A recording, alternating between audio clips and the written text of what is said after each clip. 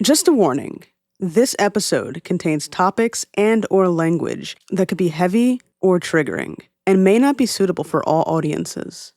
Listener discretion is advised.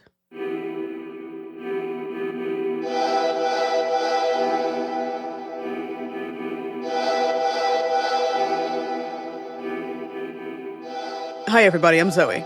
And I'm Chandi. And this is Bound by the Cloak. Today, we're talking about something that happens everywhere: violence. Violence comes in many forms, leaving scars on individuals and communities. But what really drives someone to commit acts of violence? Is it the result of societal influences, individual psychology, or a combination of both? And within that vast spectrum of violence, what distinguishes one type from another, from the physical to the psychological? We spoke with Lisa Warren and Ruby Basocak of Code Black Psychology, an agency in Australia that specializes in social work, threat assessments, and psychological services.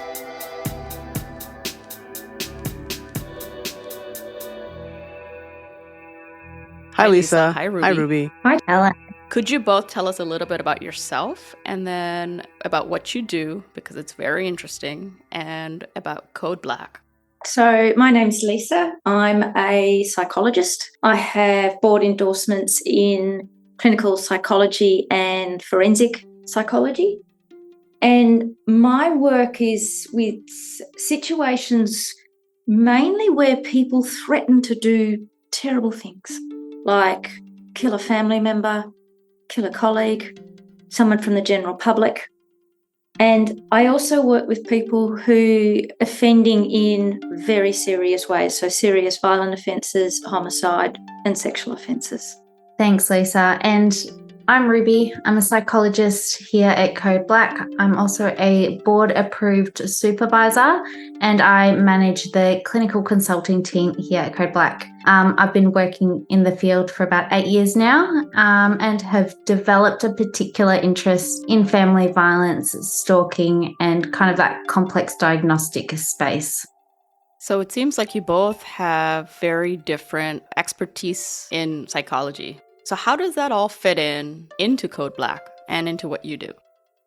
Code Black Psychology is an organisation that's been around since 2009, and our work is about making the complex clear.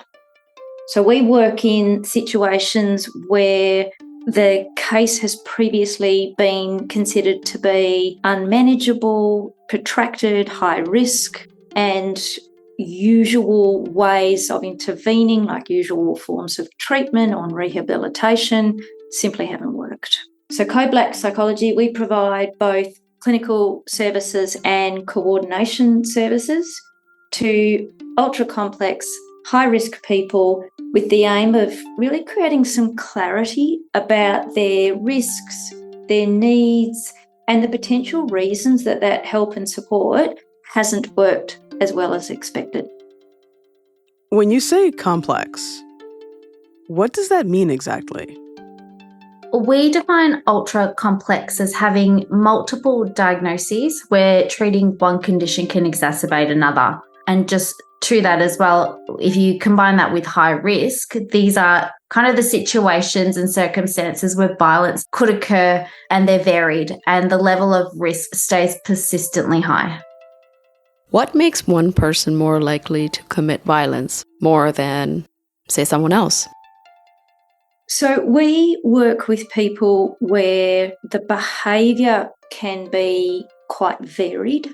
So it's not that they're behaving in an aggressive way in the same way every time. Sometimes their behaviour is really quite subtle. Sometimes it is extreme and obvious and people lose their lives. And our work is to try to understand, why did they make that choice?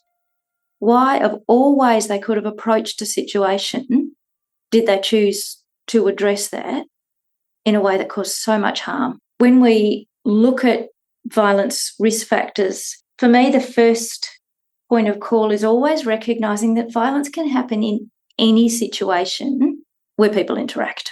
It's not that a person who has been violent on one or more occasion is a different person to you and I.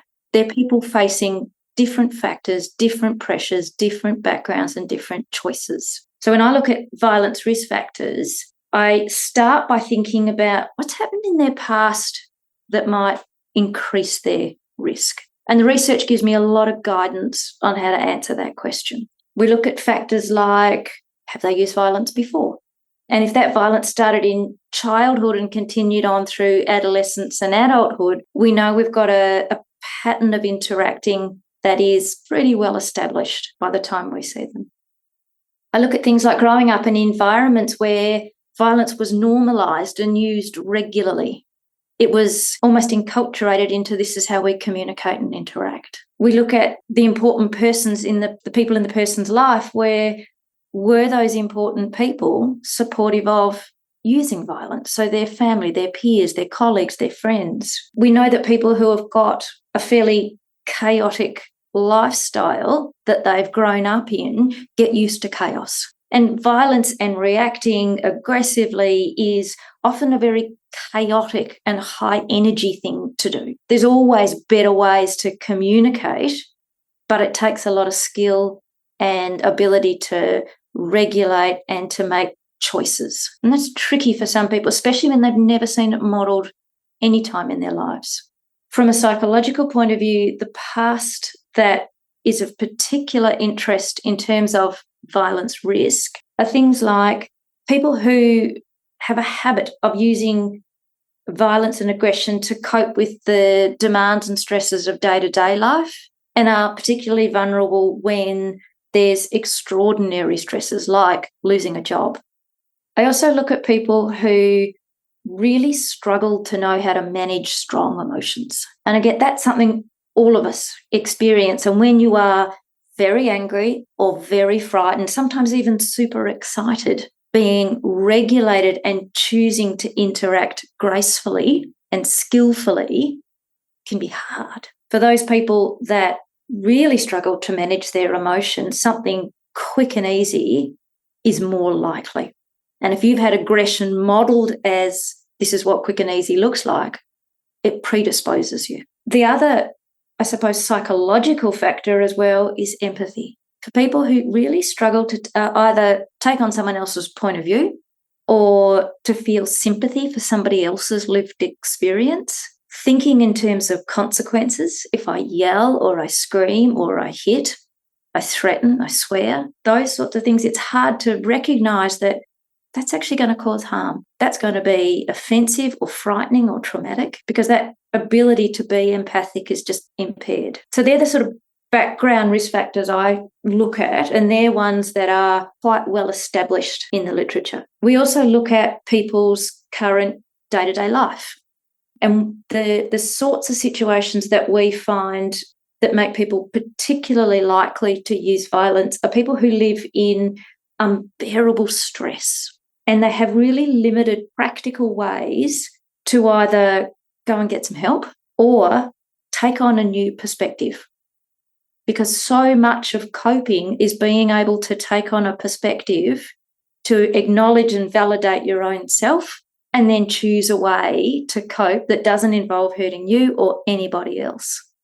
So that's something that we really look for. Whenever you have a situation where people use drugs and alcohol to self-medicate their distress, it's an automatic risk increase. Not just because people can't access their brains in the same way when they're intoxicated with whatever it is. The real risks also come from that chaos of a drug-seeking lifestyle and the kinds of people that you've got to spend your time with to get the drugs, the sort of activities that you've got to undertake to finance the drugs and to manage your drug debts. It's always a choice of coping that while wanting to chemically relieve some distress is understandable, and that's why it's a public health rather than a criminal problem in my view, because it works better, it's never going to be a coping strategy that works. It's going to hurt yourself and those around you. I suppose the last two things that we really look for in risk factors. One is either holding attitudes or being around people that hold attitudes that are in favour of violence. They deserve it. They should have known better. Using violence to interact is not only okay, it's encouraged. And that influence is really hard to step back from. The last point is a really controversial point, and that's about the impact of being in ill health, particularly having poor mental health. What I've certainly found in my work, Ruby would likely say something similar, we certainly see this coming up again and again in research literature from countries around the world. This is not a location problem, is that when you are in either chronic pain or chronic ill health, physically or mentally, it absolutely corrodes your coping skills. So whatever you've got available to you, it wears you down being in ill health. It's exhausting to live with either physical pain, emotional pain and trauma, or symptoms of mental illness that make you feel like the world is a really dangerous place and you've got some sort of responsibility to do something about it. To give you a slightly strange example, I had a moment where I was watching recently the new Mission Impossible movie, and the main character in that movie finds himself in a situation where him and the people that he's with, they're the only people that can save the world from this terrible cyber threat. And while we know that that's a story of fiction, and, you know, you watch the movie and you go for the ride with the entertainment because it's just so incredible visually to watch, sometimes I come across people who, when they're psychotic in particular, their brain is made up a really almost similar grandiose kind of fiction. And it's really hard for them to know whether their brain is telling them the truth or not. And the best description I can give of that is the term schizophrenia, which is a term that was coined back in 1908 by a guy named Eugene Bulder. It's a word that comes from two Greek words. Schizo means splitting and phrene means the mind. So basically it's a disease where your mind splits away from reality. So when we have our thoughts and beliefs, we can reality test them. When you have schizophrenia, it is so much harder to do that. So where mental illness comes into violence risk is not so much the symptoms that people experience, but it is their emotional attachment and the intensity of the emotion about those thoughts and beliefs that lead them to thinking, I got to do something about it. In a bizarre case of identity theft in 2008, a 33-year-old mother, Wendy Brown, was accused of assuming her 15-year-old daughter's identity to relive her high school years, complete with attending classes and even joining the cheerleading squad. Brown enrolled herself as a student at a high school in Wisconsin with her daughter's social security card and birth certificate. Authorities charged Brown with identity theft, fraud, and providing false information to law enforcement. This case raised numerous questions about the mother's motives and mental state. What is violence? People have many different definitions of violence. So how do you define violence?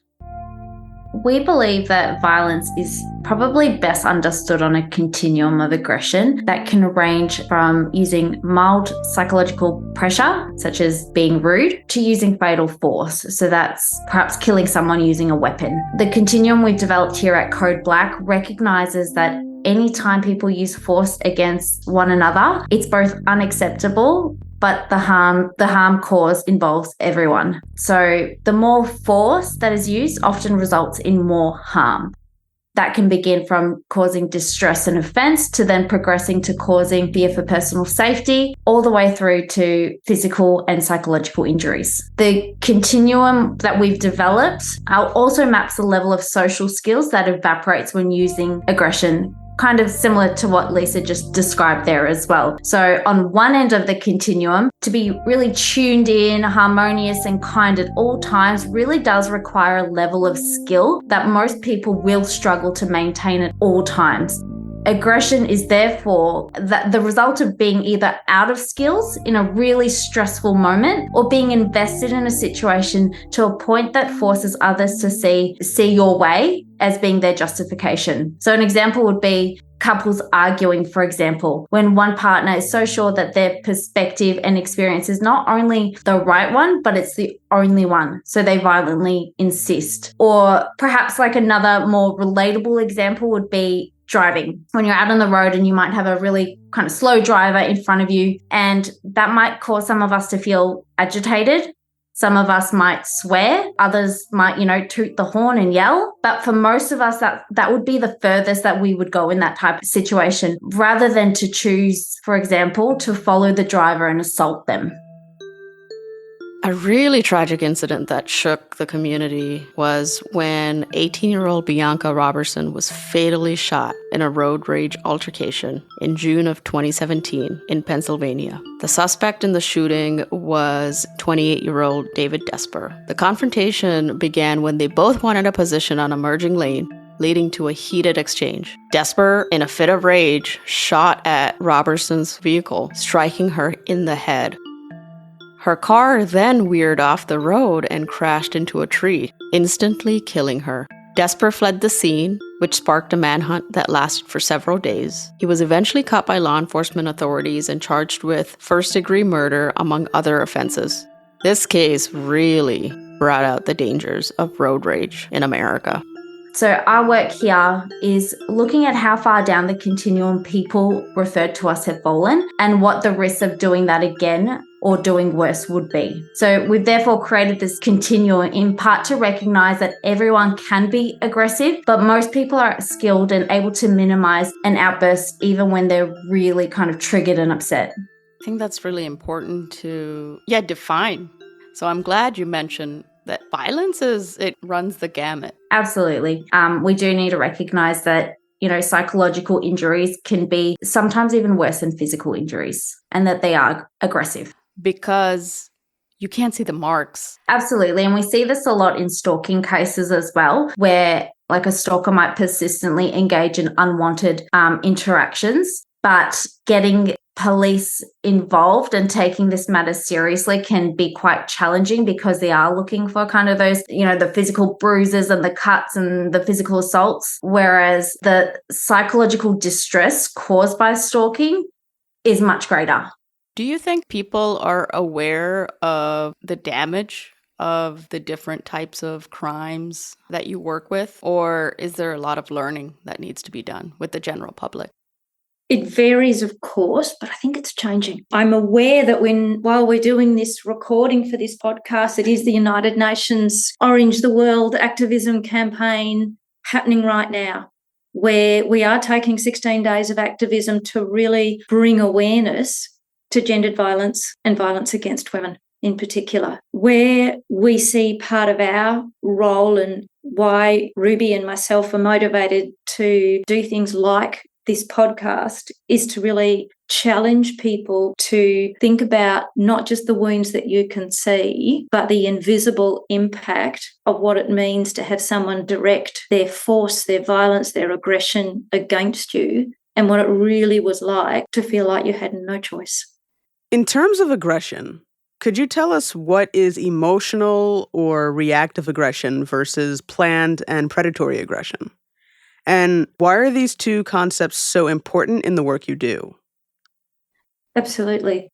They are very different, even though the behaviour can look really similar. A punch is a punch. However, as a psychologist, I know that behaviour is the outcome of a whole line of psychological processes that has gone on before it that made that behaviour the logical choice, even when that logic is damaging, harmful, depraved, selfish, irrational. Unless I really understand and find that logic, my opportunity to create change is limited. And that's the heart of the work of forensic psychology. When it comes to reactive and planned aggression, they are psychologically quite different. So reactive aggression is the in-the-moment aggression, where the issue that has caused the violence to be considered has happened minutes or even seconds earlier. It's an immediate reaction. It's your first reaction. Sometimes it happens because a person is so overwhelmed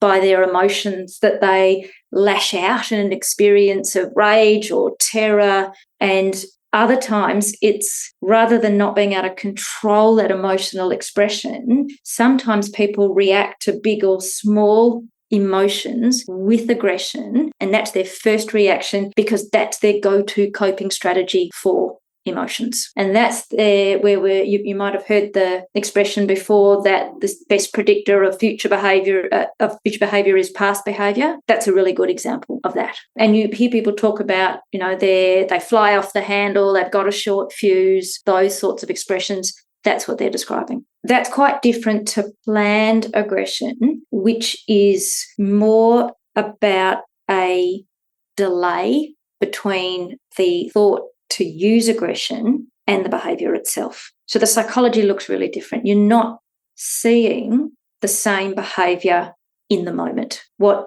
does happen is that the aggressor controls their reactions and emotions in the moment, and instead take the time to plan what they are going to do. So the emotions look quite different. Sometimes that gets called cold aggression. In other words, it's emotionless. I don't agree with that.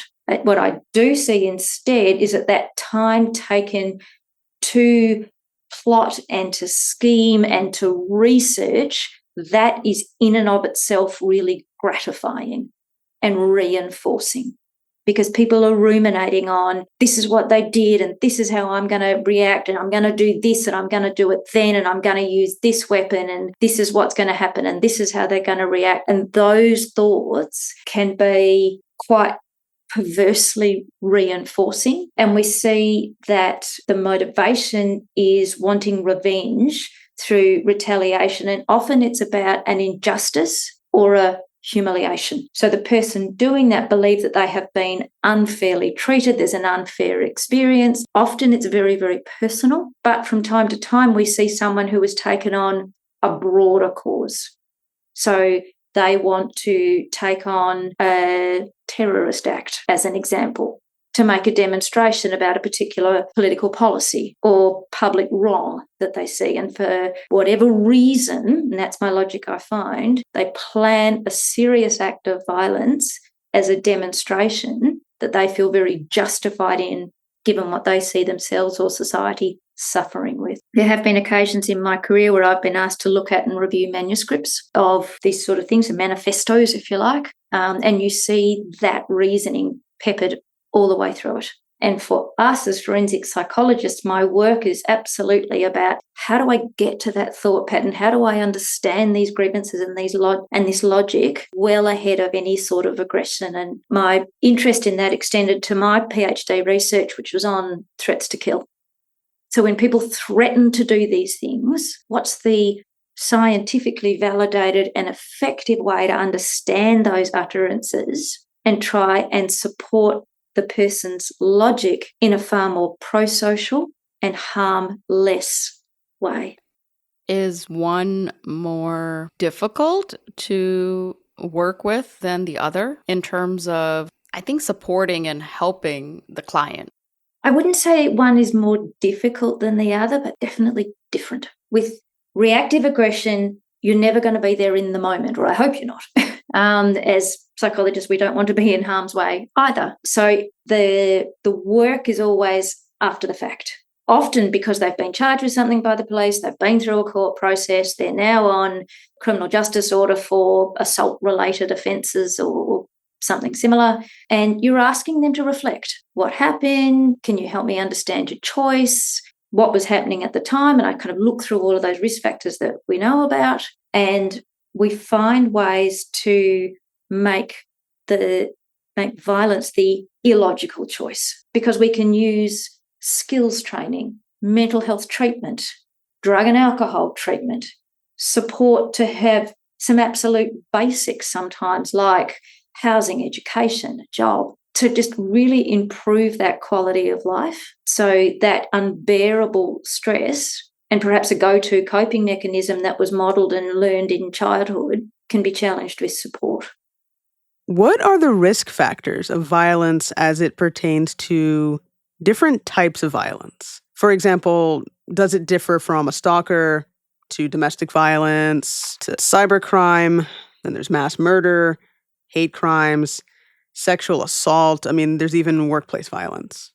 There's probably two answers that would be important there. One is at an individual level, does the person's logic play out the same way in one circumstance to the next? And that doesn't always follow, particularly because there are situations where a person who might use violence at home is particularly motivated to be the good guy and do lots of impression management at work.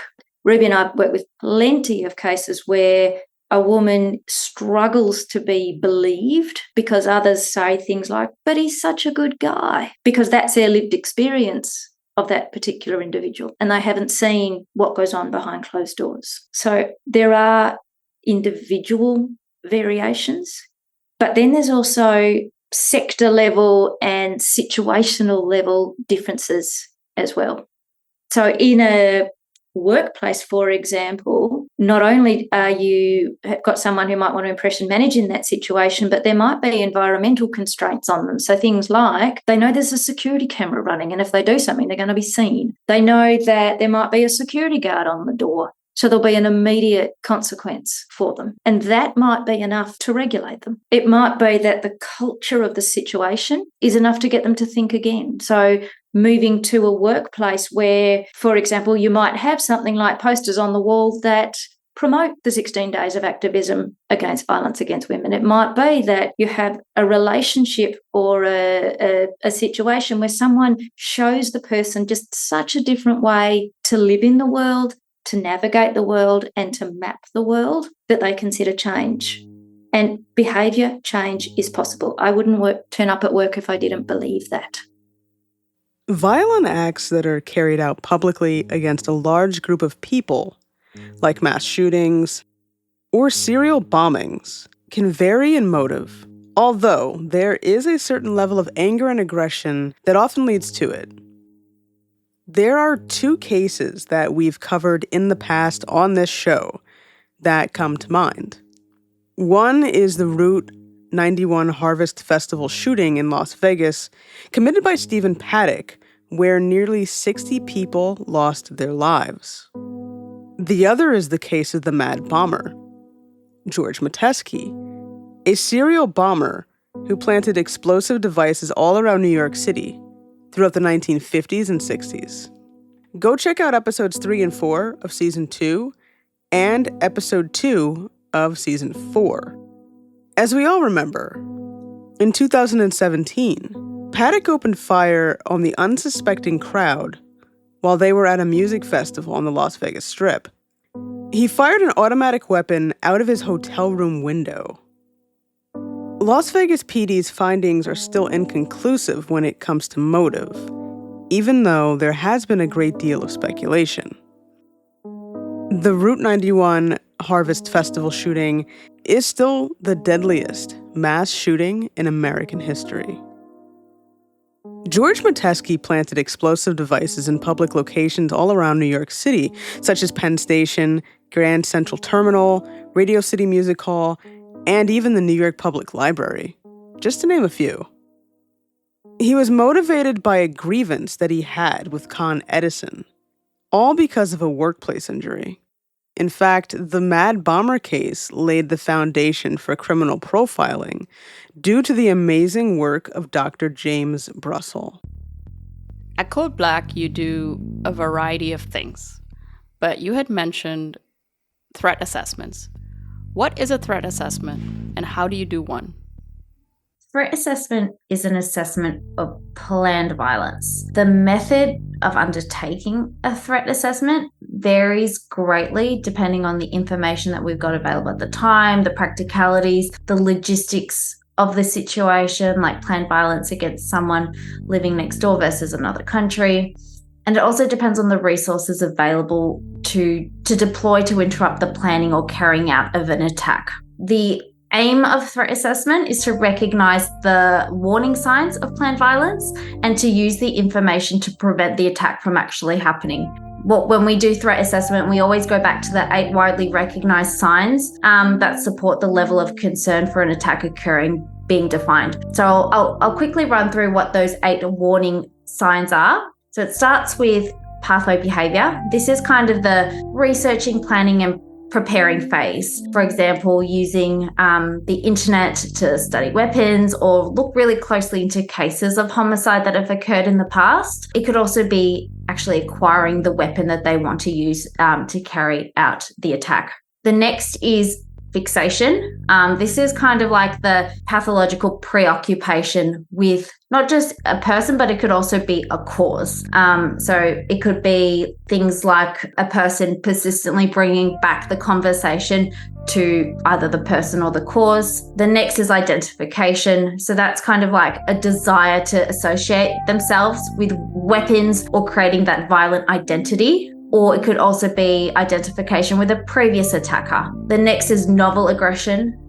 This is what we call behavioral tryouts. This is around someone being able to really test their ability to carry out the attack and kind of sense checking their confidence as well. It could be rehearsing something with an inanimate object. It could be trying to sneak a weapon through security to see if they could get through or not. It's kind of those novel things like that. It could almost even be animal cruelty that could be classified as novel aggression. The next is energy bursts. So this is kind of that increased activity related to the target. It could be someone attending the location that they're planning to carry out their attack, attending multiple times frequently, or even increasing the way that they're communicating with the target. The next is leakage.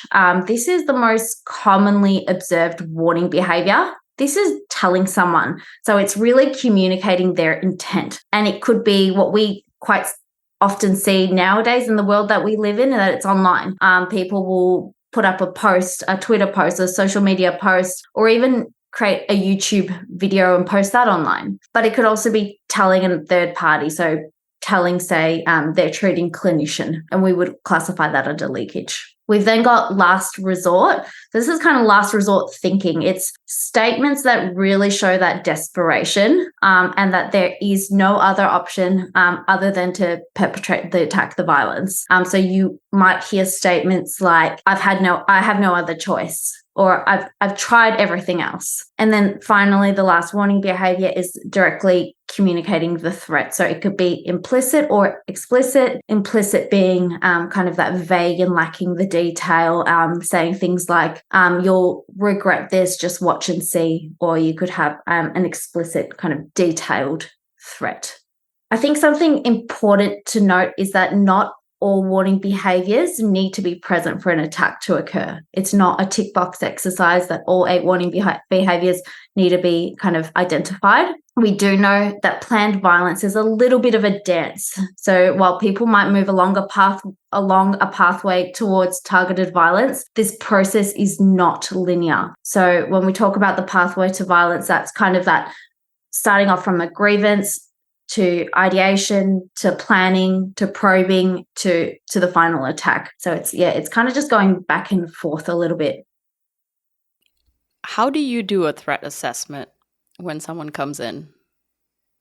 So what we're looking for in a threat assessment is finding what we can about the plan itself and the commitment to the plan. As Ruby described, the amount of information that you have to do that varies enormously, as does the amount of time you have to react and try and derail that commitment that they have to violence. The opportunity to do that is one where it is really important. Sometimes it's a situation that occurs in a workplace, and a line manager or the human resources person might say, look, we're getting worried about such and such because they're saying things that are really upsetting us, like that they've been figuring out what someone is doing in their own time using their social media. Sometimes they talk about a grievance and how that person needs to pay. And the disquiet that's felt around them is really having no idea what they mean by they need to pay. So part of our work is figuring that out. It's a process that we use to help us in stalking-related violence often, because all stalking is about being relevant. This person wants to be relevant to whoever it is that they're targeting or someone closely associated. Stalking-related violence happens when there's a real perceived threat to that relevance. And the idea that the person that you are pursuing because you're either angry at them or even in love with them, the idea that they're not thinking about you as much as you are about them is intolerable, particularly when you see stalking that's based on anger at being mistreated or perceived that they have been mistreated. And we see this with people who've lost their jobs, where they come back to the workplace and they pursue people in the workplace.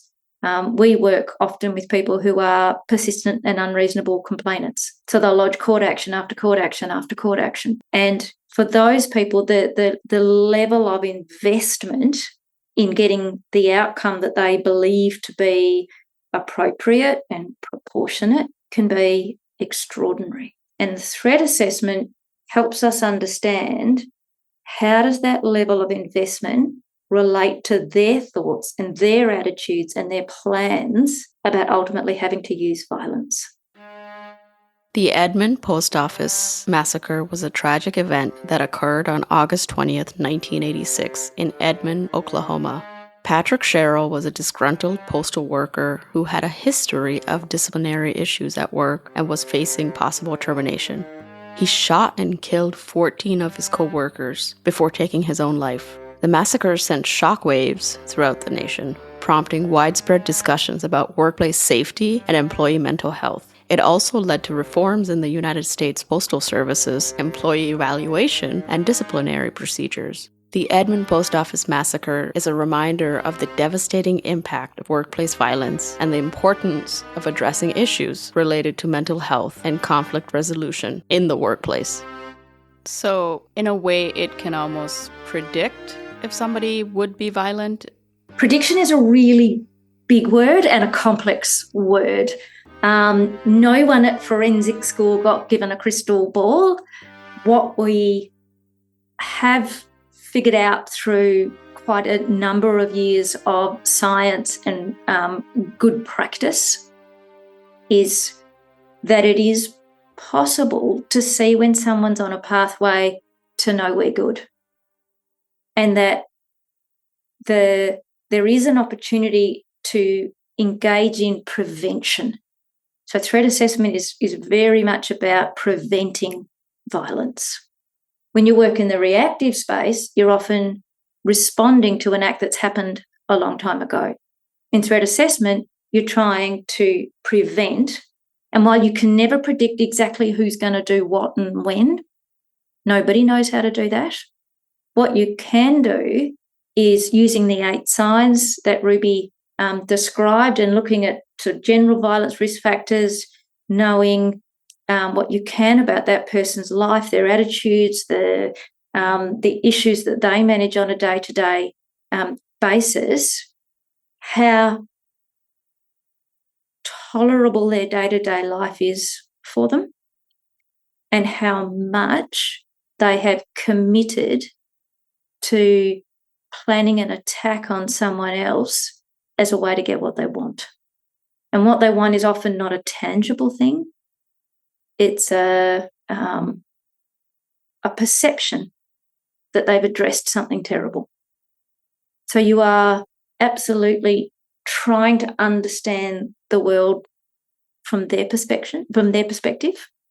And last resort thinking is a really good example of a situation where people believe they've painted themselves into a corner and there's just nothing left to do. And you often hear people say things like, I've tried everything else. And when you work with them in a therapeutic session, I've tried that, is a really common response to suggested actions. So that warns us more that the person's perspective has tunneled and narrowed so much that they don't know what else to do. And I think it's worth mentioning the case that gave us this term last resort thinking is a case that happened in the mid-1990s where a Scottish man by the name of Thomas Hamilton was accused of sexually interfering with boys that he was taking on wilderness camps. Now, he stringently denied he did that, but he set about trying to right his reputation because, of course, the groups were stopped, his reputation was in ruins, and to him, he had been unfairly accused and he needed to invest in telling people that they were wrong. Now, whether he was right or wrong is a completely separate issue to what was he going to choose to do next. And that was the potential for threat assessment there. And he tried all sorts of things. On 7 days before he carried out his attack, he wrote to the then Queen of England and said to her, "I turn to you as my last resort to restore my self-esteem." So in his mind, he'd done everything else, and what he wanted to do was he wanted her to take out a full-page ad in the Times. Now, of course, she didn't do that. That was not what happened. So he then went to the Dunblane Primary School and committed a mass shooting and killed 16 children and a teacher. He then killed himself. Now, the reflections on such an extreme case enabled us to better understand the psychology of people who get themselves into a position where being wrong, missing out, walking away, cutting your losses, putting up with being embarrassed, humiliated, wronged is just not an option. And they often justify that by saying they tried things that you and I might try, like when you don't like being fired from a job, saying, "Hey, look, I think that was pretty unfair. Can we talk about it?" So very, very few people will invest themselves in the taking on such a commitment to a planned act, particularly a very serious violence. But the situation that we know is the highest risk situation is where you have a person stalking an ex-partner. If this involves a man stalking a woman who left him, especially if he was violent to her in their relationship while they were together, this is one of those inherently high-risk scenarios. If, as well as using violence in the relationship, they were jealous, particularly pathologically jealous, so jealousy with no basis whatsoever, then we always recommend involve the police quickly and get help, because that is an inherently high-risk situation. In terms of threat assessments, what about cybercrime or online harassment? How does it work in that case? We tend to, at Code Black, we tend to use the term technology-facilitated abuses. And that's actually the term that came out of the family violence area. And it means that you are using a technology to either coerce, harass, or stalk another person. And we've seen a number of cases where the stalking itself was only online. We have one case of a man who stalked his ex-wife by sending her emails and pretending to be just about everybody in her world, sending emails to not only her, but everybody else in her world. Technology is one of those things that there's really nothing new about using an instrument to facilitate your violence. People used to put messages in the town square.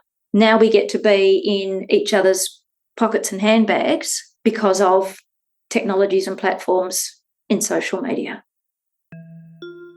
Matthew Hardy is a British cyberstalker who amassed at least 62 victims and harassed them over a span of 11 years. He would send messages pretending to be someone else, stating that his victim's significant other was cheating or that someone was talking about them behind their back. Then, if he was blocked through email or social media, he would make odd phone calls to his victims as well. He would breathe into the phone, frightening some victims enough to sleep with a baseball bat or even a samurai sword by their beds. He would hack the online accounts of family, friends, and acquaintances of the victims, spreading lies about infidelity and much more. He would create fake accounts in his victim's name as well. He caused a lot of pain and suffering for over a decade. And in January of 2022, he was sentenced to 9 years in prison. Hardy is considered the UK's worst case of cyberstalking. What we've seen is that there's a psychological shift in the 21st century because we use digital worlds to reality check, to think. The internet can be this absolute echo chamber.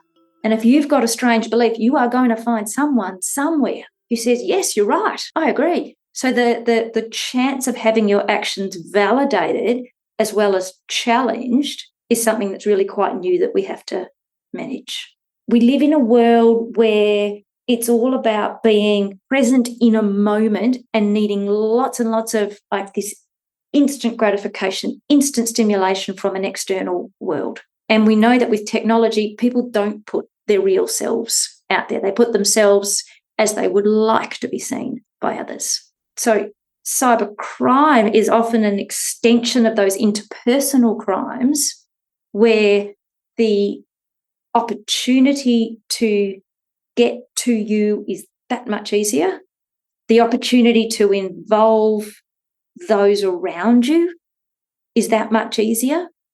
And the opportunity to even become you is getting easier with things like identity fraud. We see plenty of cases where we've seen someone who is the perpetrator of a crime that was actually not them at all. So we've got very talented and clever people that can figure out things like that, and lots of police have e-crime units and things like that to actually route where these things came from and help. But the way I think of technology as a psychologist is that it's a way to facilitate getting to you in a whole range of ways. It's a way to include the people around you, and it's a way to remain relevant to you. And it's really hard to control. Do your clients come to you voluntarily? We typically get referred clients through the department where kind of all the typical ways to manage and support this individual has already been tried. So it's almost like the service system has completely exhausted itself with options, and these people are kind of put in a too hard basket and given to us as a bit of a last resort. I mean, the people who are coming to you, I guess this might be a little trivial, but like dark thoughts and all. How common is that? And what about the ones that don't express those thoughts? They're thinking it, but they're not expressing it. Thankfully, we can't read anyone's mind, and we don't ever want to be thought police. You can think any kind of weird or wonderful thing you want, really. What, for me, the great equalizer is in all of these situations is the way that you choose to behave. We, as Ruby said, mainly get referrals from the government, and sometimes we're working with the person directly.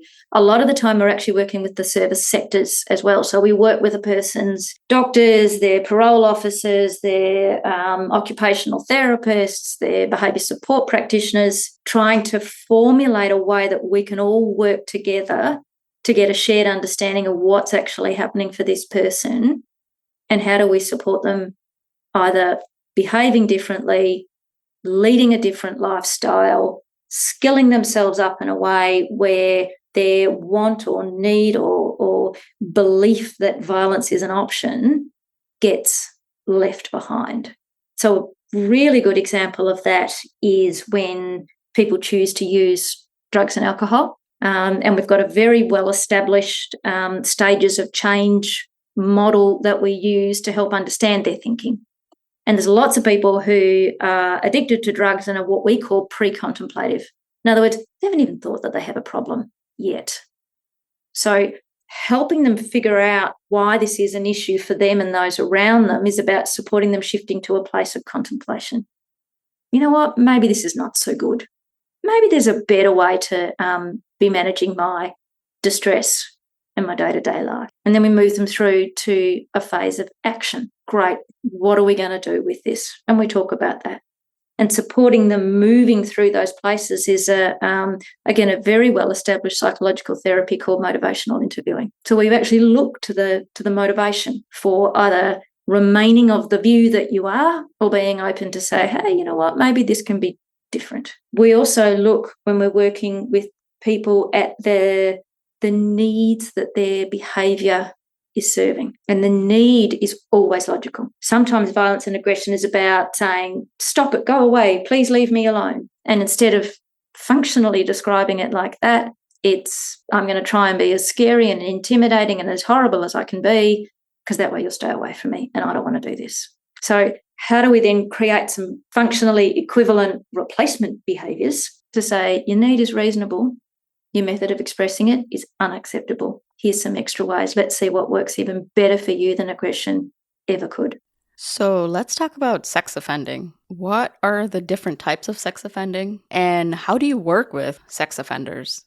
It is a very particular style of intervention, and it's one where knowing the literature, knowing the research, knowing what works in practice is absolutely imperative. So as psychologists, what we're trying to do is gain an understanding of the beliefs and attitudes and skill deficits that predispose them to forcing their sexual needs on somebody else. We would often start by reviewing their sexual development over the course of their life and establishing how and why sexual behaviours move from being developmentally appropriate, perhaps as a child, to being one that is concerning because they're secretive or coercive, to behaviours that are harmful to the point of being criminal. No one is born as a sex offender. We are born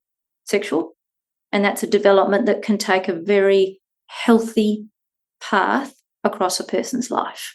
And that's where it's a different area to working with violence and aggression, because violence and aggression can never be a happy, healthy part of your life. Your sexual life can be and should be. When we look at that, we're trying to find the reasons why harmful and forceful sexual behaviour remains a risk and what is their capacity to form a mutual, age-appropriate, intimate relationship and why that remains in deficit. Lots of people think of sexual offenders as scary and evil and it almost makes them a little mysterious. And the reality is so different.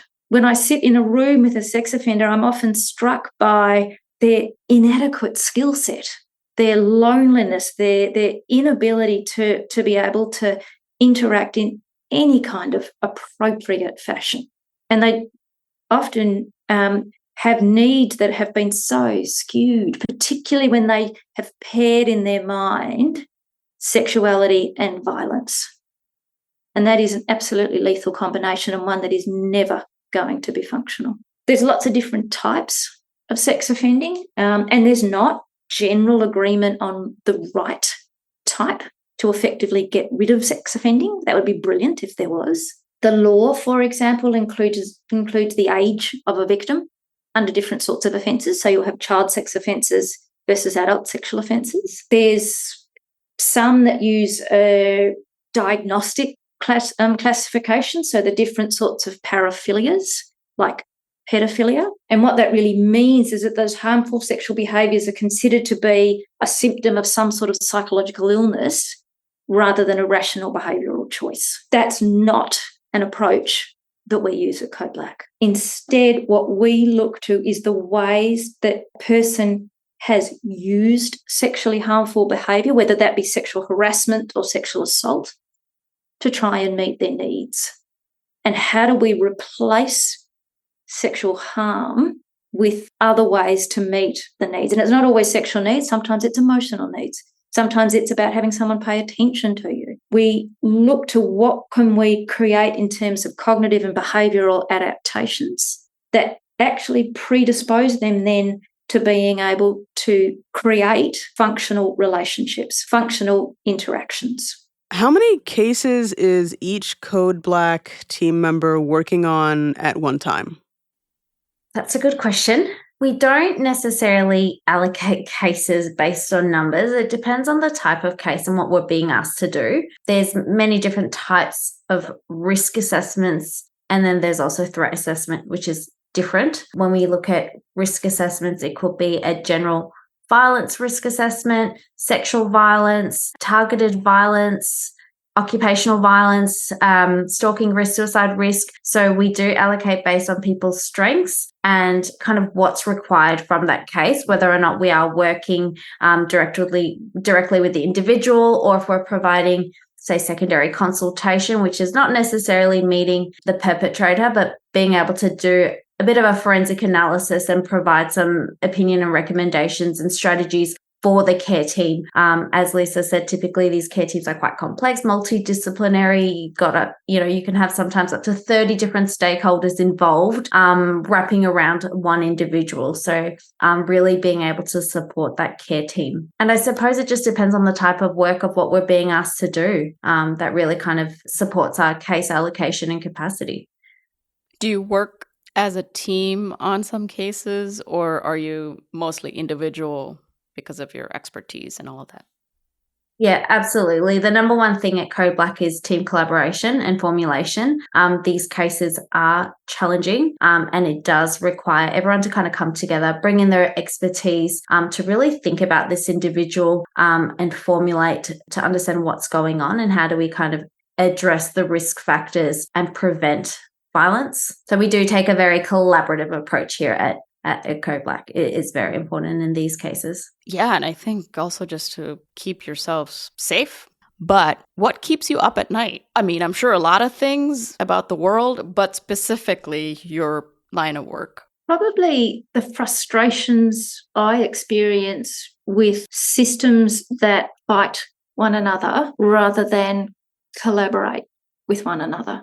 The people that we work with are often involved with the health sector, so they're getting treatment for physical health problems and mental health problems. They're involved in the justice sector, and many of them are also involved in the disability sector. And which service has responsibility for which presenting problem can be an argument among the care team rather than an opportunity to develop shared understanding and collaborate. So the outcome of all of that is the gaps and the cracks. And when you talk about people falling through the gaps, that's what they are most of the time. And you can see solutions and ways around it, but we also see occasions where people can become quite positional about our complex person, and the positions in and of themselves are usually pretty reasonable and based on some probably quite harsh experiences with the person. But to be hopeful and forward thinking can be a huge ask, particularly when there's very real barriers like laws around information sharing. You can't share a person's personal information easily. So how do we describe and articulate why safety trumps privacy every single time? And what does that mean in terms of actually working to support the person that's their information about them, as well as everybody around them? So I think those system complexities that I have my brilliant ideas at 2 a.m. we've got a case right now where we're seeing this pan out, and it is incredibly frustrating. It's almost, I don't know if you've heard of the drama triangle, but it's very much that. And it's systems pointing fingers, shifting responsibility. And unfortunately, at the end of the day, you've got a young, vulnerable individual in the middle of all of it, just not getting the support that he needs. So I guess I want to know, why do you keep doing what you do? Because of the cases that will never get published in the newspaper, the cases where there are success. To give an example of that, we work with a younger lady who has a very, very complex presentation where there was lots of very concerning behaviours and physical violence. And the work has shifted a very pessimistic and risk-averse care team who really didn't know how to have her, say, outside the house safely in case someone got hurt. She's now in essentially full-time activities. So she's out of the house, doing all sorts of different activities, able to interact and enjoying herself. It doesn't mean that it's ponies and rainbows and problem-free, but the shared understanding of how do we support this person to access the community in the way that they would like to safely, we've got that formula. And as I said, they don't sell newspapers, those cases, but I think they're the reasons we turn up. Absolutely. And seeing those success stories of people that we've worked with as well, it's incredibly rewarding to be able to, create that stability in their life, in kind of all areas of their life, really, in the community, and sometimes these clients might have supports for the rest of their life and they might need them, which is fine. But for them to be able to kind of flourish in their life and do things that they want to do, and having the opportunities available to them to turn their lives around, I think that's why we turn up as well. It is so difficult to change the way you think if that's what you've been taught your whole life. That's not easy. Yeah, no one talks about prevention, but I know it's a big thing in the US in the sexual assault advocacy space. The Title IX discussions in your colleges and universities, I think, is a really nice example of that, the awareness of that process, wanting to contribute to people stepping up and stepping forward. And even though that is usually in response to something that has already happened, I think the byproduct of what I'm seeing in discussions like that is that acceptance that there is more likely to be accountability, that people are going to have a clear process to hold me accountable if I even think about something like this. Yeah, and the silence aspect of it too. If the survivors kind of like talk or speak up, which is very hard, that shows some sort of accountability. It's true though, and we know that women are more likely to come forward if others have. Again, I think you see that in other countries as well, where the innate power imbalance can be upset by more than one person coming forward. And that shared lived experience of what it's like to come forward is something that we see quite regularly. It makes it worth considering. Yeah, because then you're not alone. People will believe you. Well, people are more likely to believe you. We've still got a way to go. Yeah, that's true. The growing work that we're doing at Code Black Psychology with much younger people. So we're working with Youth Justice at the moment, and we're developing a framework to find ways that young people who are at risk of harming each other, so peer-to-peer violence, can have their lives stabilised by the system to a point where they can feel safe and be safe in their day-to-day worlds, to a point where they can actually focus on their own development and becoming kind of their best self and their best adult.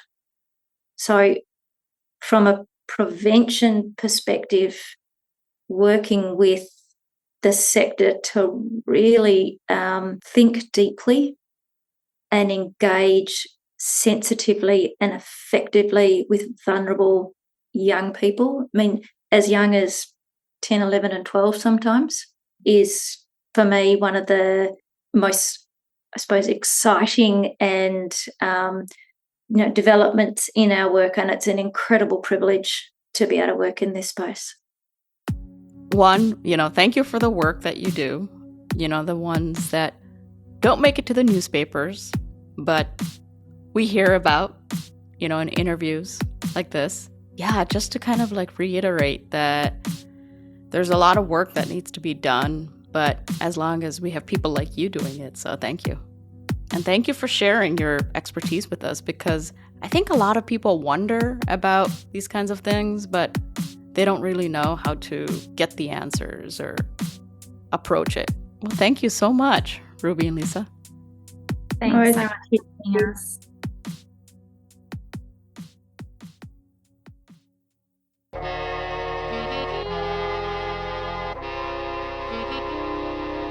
We'd like to thank Lisa and Ruby from Code Black Psychology. We'll have links to Code Black's website and any articles that Lisa and Ruby are featured in the episode's show notes. Go check out the previous episodes that we mentioned when we were talking about the cases in this episode. And those are Season 2, Episodes 3 and 4, Motive Unknown Part 1 and 2, as well as Season 4, Episode 2, New York City's Mad Bomber. Well, that's going to do it for this episode of Bound by the Cloak. You can follow us on social media. We are on X, we are on Instagram, we are on TikTok, we are on Threads. And obviously follow us wherever you get your podcasts. We're on Spotify, Apple Podcasts, Good Pods, CastBox, wherever you listen to your podcasts, you'll find us there. Thanks for listening to this episode of Bound by the Cloak. We'll be back in 2 weeks with a brand new episode. See you then. Until next time. Thanks for listening.